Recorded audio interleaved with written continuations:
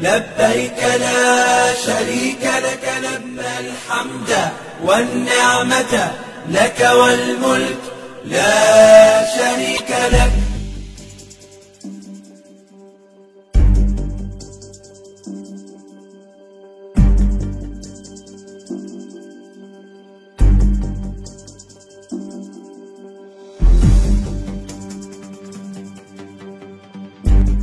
Setelah tertunda 2 tahun akibat pandemi, pemerintah pusat akhirnya mulai memberangkatkan calon jamaah umroh. Namun jamaah umroh yang diberangkatkan di masa pandemi ini harus menyiapkan biaya yang lebih besar dari standar yang ditentukan oleh Kementerian Agama. Kepala Seksi Bina Umroh Haji Khusus Kantor Wilayah Kementerian Agama Provinsi Gorontalo, Mansur mengungkapkan, biaya umroh di masa pandemi ini meningkat karena jamaah yang akan berangkat ke Tanah Suci wajib bebas dari COVID-19. Mansur menjelaskan jamaah umroh yang akan berangkat harus menyiapkan 28 juta rupiah. Dana ini meningkat dari jumlah yang ditentukan oleh Kementerian Agama yakni 20 juta rupiah.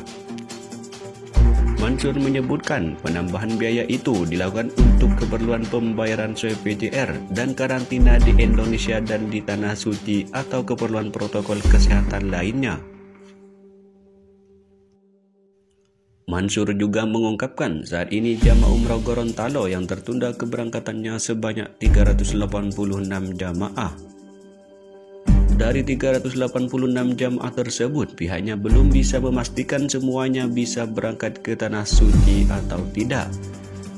Pasalnya pihaknya masih akan melakukan konfirmasi kembali kepada jamaah terkait penambahan biaya dan penerapan protokol kesehatan di Indonesia dan Arab Saudi.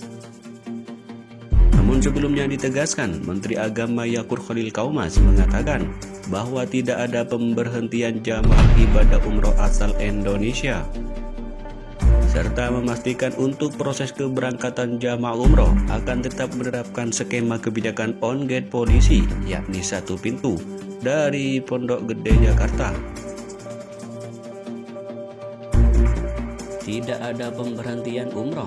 Saya juga sudah meminta kepada Pak Dirjen Penyelenggara Haji dan Umroh agar keberangkatan jamaah tetap menerapkan on-gate polisi, ungkap Menteri Agama saat rapat kerja dengan Komisi 8 DPR RI di Senayan, Jakarta pada Senin 17 Januari 2022. Tetap berlakuan on-gate polisi, jangan sampai setiap daerah terbang sendiri-sendiri.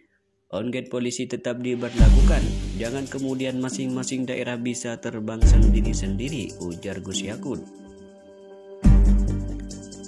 Menteri Agama juga menjelaskan pemberangkatan ibadah umroh akan tetap berjalan karena tidak ada undang-undang yang menyatakan pelanggaran warga negara pergi ke luar negeri, termasuk untuk ibadah umroh, kecuali bagi yang belum mendapatkan visa lantaran yang bersangkutan terkena masalah hukum.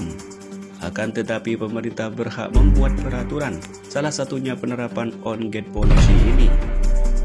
Penerapan on-gate polisi adalah bagian dari pengaturan yang diberlakukan pemerintah, ungkap Gus Yakut. Gus Yakut juga mengakui bahwa awalnya ada usulan untuk mencabut peraturan on-gate polisi. Akan tetapi setelah melakukan proses evaluasi, melihat ada kasus tim advance penyelenggara perjalanan ibadah umroh yang terkena varian Omikron, maka diputuskan kebijakan tersebut akan tetap diberlakukan. Menurutnya, dalam penerapan on-gate polisi saja masih terkena, apalagi tidak nanti. Kita masih pakai on-gate polisi aja masih ada yang kena, apalagi kalau dicabut akan sangat riskan, ungkap Gus Yakut. Hingga saat ini, jamaah pertama yang diberangkatkan pada 8 Januari 2022 sampai dengan keberangkatan pada 15 Januari 2022 lalu.